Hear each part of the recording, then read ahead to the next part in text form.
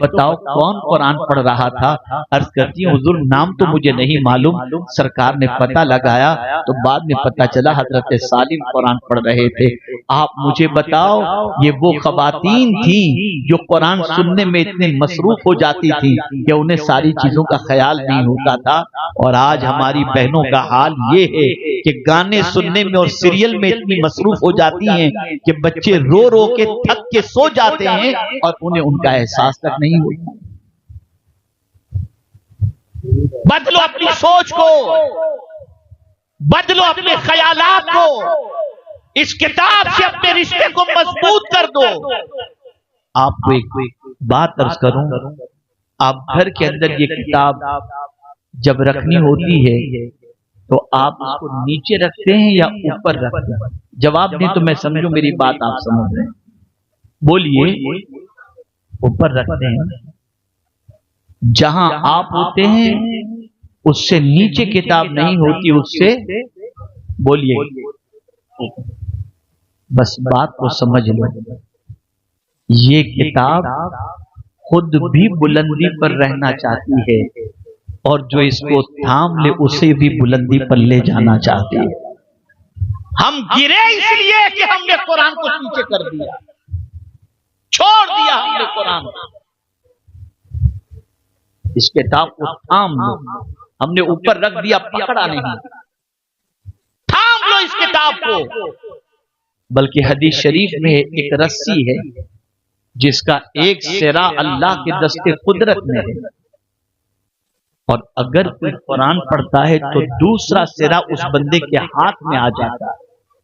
اس وقت ہمارے سامنے مخدوم گرامی حضرت علامہ سید شارق صاحب اشرفی مدظ اللہ العالی تشریف فرما، ان کے دامن سے لوگ وابستہ ہوتے ہیں، ہاتھ میں ہاتھ دے کر مرید ہوتے ہیں، داخل سلسلہ ہوتے ہیں۔ آپ کے نزدیک ان کا ہاتھ بہت افضل و اعلیٰ ہے، یقیناً یہ اس گھرانے کے چشم و چراغ ہیں کہ ان کے ہاتھ کی عظمت اپنی جگہ مسلم ہے۔ لیکن میں آپ سے پوچھنا چاہتا ہوں، اگر کسی کے ہاتھ پہ رسول اعظم کا ہاتھ آ جائے تو اس کی عظمتوں کا کیا کہنا، اس کی عظمتوں کا کیا کہنا؟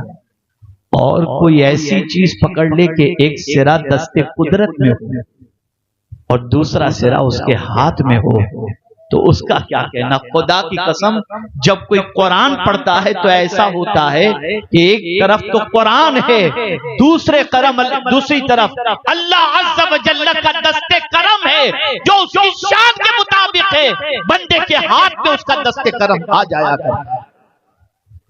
اس کتاب سے اپنے رشتے کو مضبوط کرو۔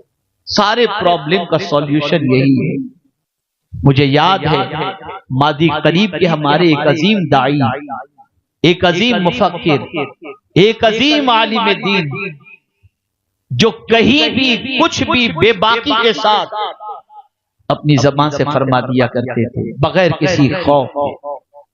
امریکہ میں مجھ سے ان کے ایک مرید نے پوچھا کہ حضرت کی اس قوت کی وجہ کیا ہے؟ قائد اہل سنت علامہ شاہ احمد نورانی صاحب علیہ الرحمہ مجھ سے پوچھا انہوں نے کہ حضرت ان کے اندر یہ طاقت اور اس قوت کی وجہ کیا؟ میں نے کہا آپ مرید ہیں، آپ بتائیے، آپ حضرت کے ساتھ زندگی گزارے ہیں، آپ بتائیے۔ انہوں نے کہا حضرت میں بہت غور کرنے کے بعد کچھ سمجھ نہیں سکا۔ میں نے کہا اب میں آپ کو بتاتا ہوں۔ حضرت سنی دعوت اسلامی کے اجتماع میں کینیڈا تشریف لائے تھے قائد اہل سنت، اور میں نے ایک رات ان کے بازو والے کمرے میں، وہ بازو کے کمرے میں تھے، میں دوسرے کمرے میں تھا۔ مجھے معلوم ہوا کہ روزانہ تہجد میں 5 پارے کی تلاوت کرتے۔ میں نے کہا ان کی قوت کا سرچشمہ یہی قرآن ہے، یہی قرآن۔ اے رسول اعظم صلی اللہ علیہ وسلم کے دیوانوں، اس کتاب سے اپنے رشتے کو مضبوط کر لو۔ جس گھر میں یہ کتاب اور اس گھر میں تلاوت نہ ہوتی ہو، یہ قرآن بد دعا کرتا ہے، اللہ اس نے مجھے تلاوت سے محروم کیا، تو برکتوں سے اسے محروم کر۔ بدلو اپنی سوچ کو، بدلو اپنے افکار و نظریات کو۔ اللہ کی کتاب سے رشتے کو مضبوط کرو۔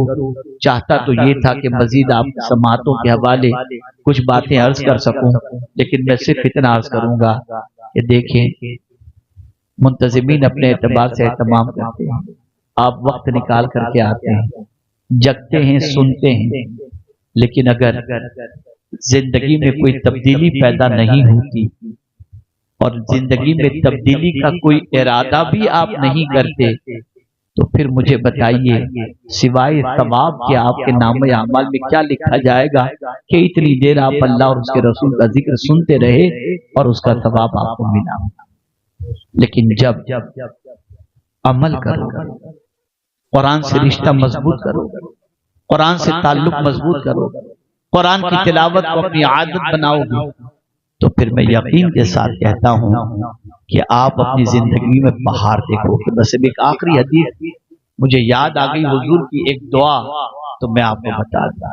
مصیبتوں کے وہ پہاڑ جو حضور صلی اللہ علیہ وسلم پر توڑے گئے کسی پر نہیں، تکالیف کی خود حضور صلی اللہ علیہ وسلم ارشاد فرماتے سب سے زیادہ میں ستایا گیا ہوں، اور جو بھی اس راستے پر چلے گا ستایا جائے گا۔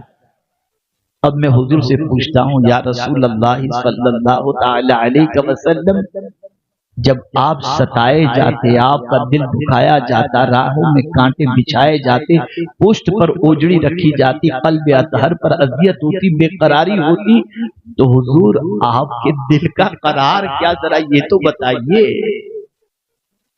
تو حضور کی دعا بتا رہی ہے، سرکار دعا کرتے اللہم اجعل القرآن ربیع قلبی، اے اللہ قرآن کو میرے دل کی بہار بنا، میرے دل کی بہار بنا۔ یہ کتاب مرجھائے ہوئے دلوں کو کھلا دیتی ہے، یہ کتاب بے قرار دلوں کو قرار کی دولت عطا کرتی ہے۔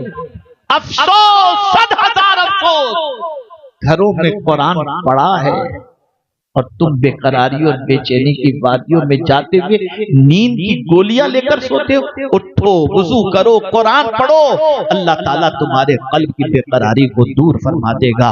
اللہ رب العزت جل جلالہ، آقا کریم رؤوف الرحیم علیہ التحیۃ والتسلیم کے صدقہ و طفیل سب سے پہلے مجھے قرآن پر عمل کی توفیق عطا فرمائے، تلاوت کی توفیق عطا فرمائے، قرآن سے رشتے کو مضبوط کرنے کی توفیق عطا فرمائے، اور پروردگار فیضان قرآن مقدس سے ہم سب کو مالا مال فرمائے۔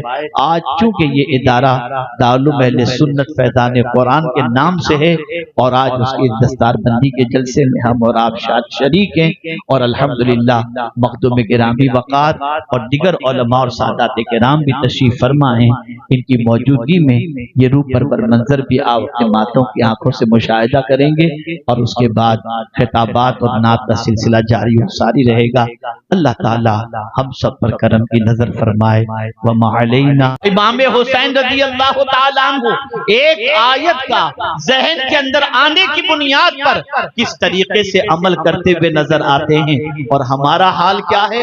اللہ اکبر، ہماری پوزیشن یہ ہے، اقیموا الصلاۃ سنو، بھاگ جاؤ مسجد کے قریب سے، واجتنبوا قول الزور سنو، کہو جھوٹ بولے بغیر کام نہیں چلتا، العیاذ باللہ۔ اور پوری دنیا کے اندر اگر مسلمانوں کا سروے کیا جائے تو اللہ کی پوری کتاب پر عمل تو بہت دور کی بات ہے۔ صدیاں گزر گئیں، 12 آیتوں پر بھی صحیح طور پر عمل نہیں ہو رہا، اور انہی 12 آیتوں کے تذکرے میں پوری زندگی ختم ہو گئی۔ کلمہ، نماز، روزہ، حج، زکوٰۃ، نکاح، طلاق، تصویر، الا ماشاءاللہ۔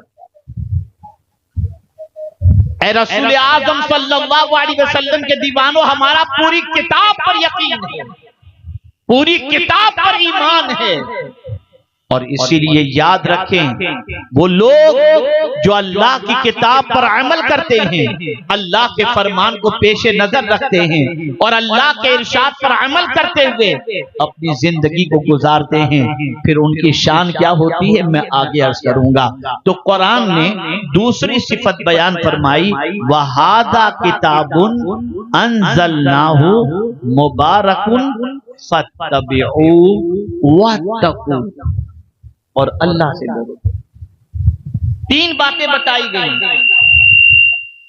یہ برکت والی کتاب ہے، اس کتاب پر عمل کرو اور اللہ سے ڈرو۔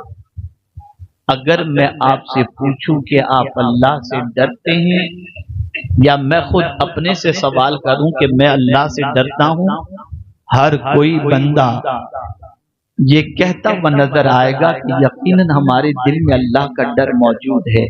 میں ایک سوال پوچھنا چاہوں گا، اگر اللہ کا ڈر ہے تو نماز کیوں چھوٹ رہی ہے؟ اگر اللہ کا ڈر ہے تو رات کے سناٹے میں گندی پکچریں کیوں دیکھی جا رہی ہیں؟ اگر اللہ کا ڈر ہے تو گانے کیوں گنگنائے جا رہے ہیں؟ اگر اللہ کا ڈر ہے تو شراب اور زنا کی طرف طبیعت کیوں مائل ہو رہی ہے؟ اگر اللہ کا ڈر ہے تو گناہ کی دہلیز پر قدم کیوں رکھے جا رہے ہیں؟